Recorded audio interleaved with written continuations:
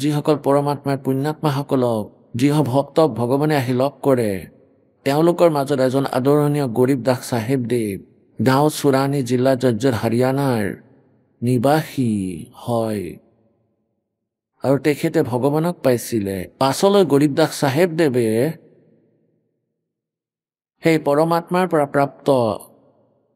জ্ঞানক পৰমাত্মাৰ চকুৰে দেখি অহা স্থিতি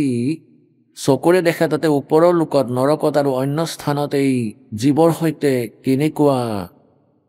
ব্যৱহাৰ হয় কেনেকুৱা ধৰণৰ ঘটনা ঘটে চকুৰে দেখা তেওঁ বৰ্ণনা কৰিছে এতিয়া এওঁলোকৰ কি প্ৰয়োজন আছিল এনেকুৱা কথা কোৱাৰ যিসকলে আমাৰ ওচৰত ভগৱানৰ এই বাৰ্তা পঠাইছে তেওঁলোকৰ উদ্দেশ্য কি আছিল পুণ্যাত্মাসকল কোনোবাই ভাও ধৰি যদি নিজৰ কবিতা লিখি জীৱন নিৰ্বাহ কৰে তেনেহলে আমি বিশ্বাস নকৰিলো হয় এওঁতো উপাৰ্জন কৰা ব্যক্তি